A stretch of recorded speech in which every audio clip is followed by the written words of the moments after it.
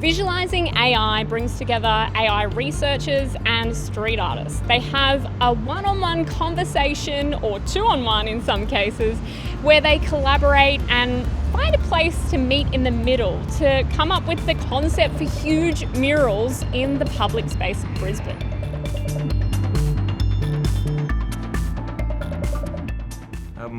I think our idea of AI is basically from movies, you know, like, because we don't know anything about AI. And so we have all these preconceptions of it being either scary or just like completely stereotypical.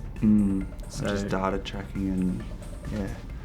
You're fed a narrative from social media or from movies that it's, I don't know, out to get you or change your life in a controlling way. But besides that, we obviously just don't know anything about it. So initially I had this incredible imposter syndrome, because researchers, AI is so many different things to so many different people, and mostly we know about all the things we don't know. So it's kind of like if they ask me all the stuff in the movies, I don't do that kind of AI. You know, so not knowing what kind of common ground we could create, not knowing whether we'd connect, not knowing if I'd like their art before I actually saw it. And then I thought, okay, this is going to go well. Well, it's going to be beautiful, whatever it is. And then I didn't know what a mural painter could do with these scientific concepts that I work with. And I didn't know how we would communicate when any of them were. So when we started talking, and I kind of figured we'd have some struggles, you know, algorithms, equations. People often have trouble with these and it's difficult to communicate. So I thought a little bit about how I'd communicate them. That all felt totally flat. Data, I thought everyone would understand what data was. That concept felt totally flat. And it's kind of like they're so polite and they were listening so hard, and I was thinking, I don't know what I'm doing here, you know? And then when they kept coming back to the visual, what's visual? And so I was thinking about the robots that we create, the social robots. And our social robots are not like movies, they're not humanoids. AI is like us, but it's not like us. And like us, we see the collaborations and we can work together and they're extensions of us, but they're not like us in the movies. They make it an enemy. But that's actually still like us. They haven't really captured the differences. And so the robots I work with, we've got a little robot rat that works in a rat lab, and the really essential thing was to make it small enough and friendly enough that the rat would not be scared of it. Because a lot of rat robot work, the rats are terrifying. It's more like the Terminator in the rat world. Yeah. And they're big, you know, so we worked really hard to get this tiny little thing. And so I thought maybe we're interested in the social, the dynamic, the interaction between the human and the AI, or in this case, the rat. And we didn't know when we started that it was going to be social. We just thought it was going to be a little rat in a rat lab and it was going to do mechanical things. And it turned out the rat treated it not like another rat, but like a social being. And so I think that's when we began to connect. Yeah, definitely. I think straight away the idea of like an animal connecting with a human, or just saying an animal, I'd visualise that because a lot of our work is like based around the native world.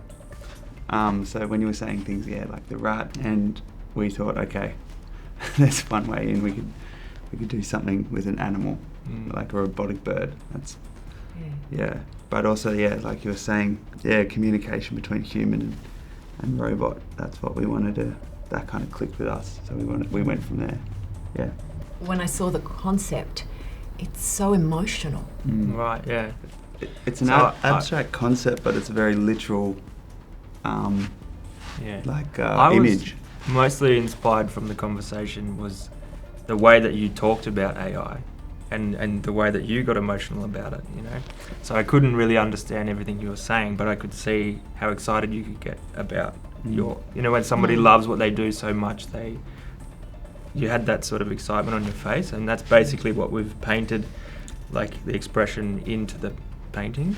Yeah, in a way the the girl in our image is you or us, and the robot is you or us, and this conversation of like two foreign worlds and the intrigue and sharing completely different information and gaining information between that communication is kind of what we went for. So it is like a play on us as, you know, our relationship as well as background of AI. So that was fun to play with. But it's an excitement, and what you painted into her expression was just, that is what I feel, and she's way more beautiful, but it's kind of like, you know, a gorgeous photo. And the idea of the bird, I don't know if you intended this, but the bird is both like her and not like her, because it's a creature of the same ecosystem, and yet it's also different, lives in a different world, it communicates in a different way. Yeah. I'm a bit of a bird nerd. Yeah? And I felt like choosing the palm cockatoo it's like a really highly intelligent bird, like up there. But it has very unique ways of communicating. It makes noises with objects. It like will break off sticks and bang them against trees and communicate. Yeah, that way. And I just thought, you know, artificial intelligence, highly intelligent bird. Yeah, but it's such a beautiful bird as well. And I just needed to paint it, but it just fit into the category. Yeah. And they have like such a smiley sort of face, which sort of gives that relationship really well. Yeah, for sure. And they're very curious creatures. The incredible thing about the palm cockatoo is the different ways of communicating. So some of the projects that we work on, I don't know if we got to talk around the companion for someone living with dementia. Yeah, we did. And so one of the real challenges for people living with dementia is communication with their carers and their family begins to break down. And so we've been working on how can AI support that communication. What does it mean to have a companion?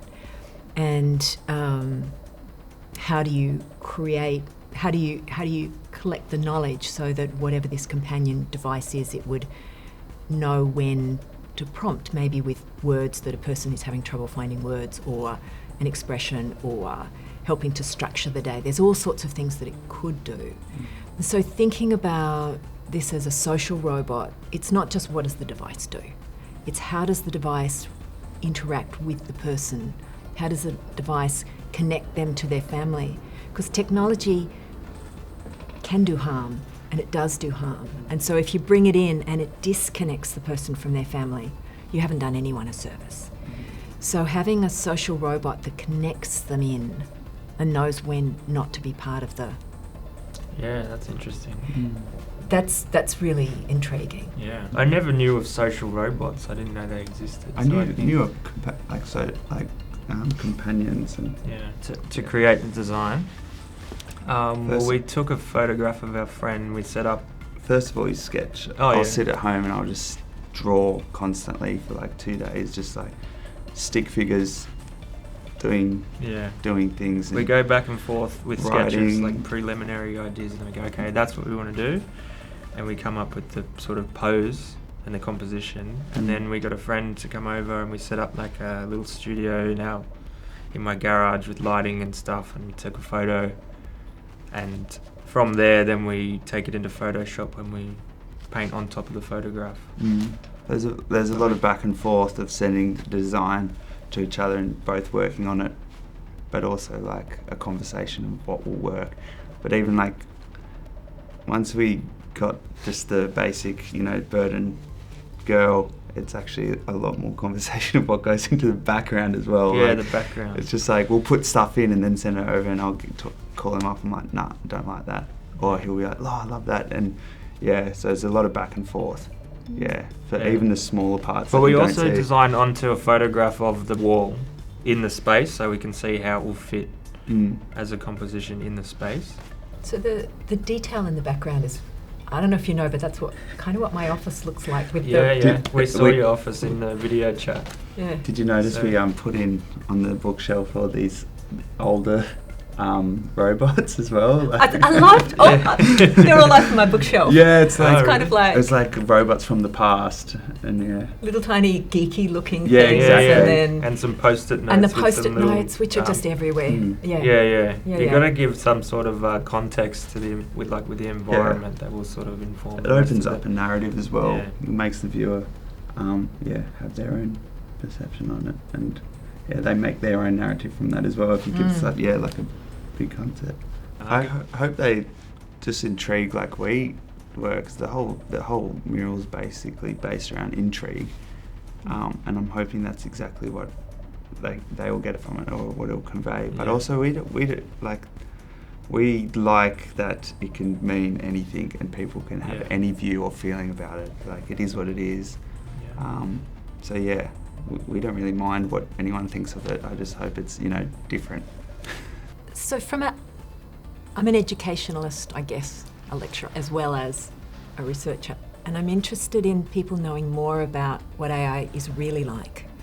So I was hoping people would look at the mural and just think about it. Oh yeah. And they'd think about the relationship as she is getting to meet this bird for the first time. There are so many other parts to this story. So I was intrigued with those aspects, and I think people could look at so many different facets of this and pull out different stories and think about it in different ways. Yeah. And rather than thinking of AI as we get in the movies, which is either totally beneficial or totally evil, and often either very human or just alien. This is something that's familiar and yet not familiar, and I really loved that about it. Yeah. I think we try and do that with a lot of our work in general, creating a narrative after you see the mural, and then an effective artwork will stay with someone after, or they make their own story, or So we try to do that a lot with our work. And the artwork is so much bigger than our conversation started with. You've created something that is released into the world and will have its own life. It's kind of, people won't need to know our story to be able to create their own stories around the artwork.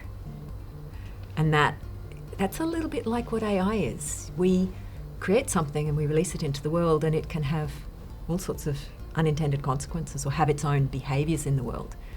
I hadn't quite seen artwork having that relationship to the community, but I think this one very much does. Yeah, it definitely made me more optimistic about the possibilities of how it can help people in a positive way. One of the things I would hope might happen because of where your mural is that kids coming through would look at it and think, I want to be a social roboticist. That would be awesome. Or I want to be a muralist. Yeah. You could get the scientists. I want to be muralists. Yeah, I hope so. That'd be a great outcome. So we've just heard the street artists and the AI researchers have a chat, a bit of a debrief, and talk about the work that they've come up with, but also the journey they went on to come up with it. It's been really exciting.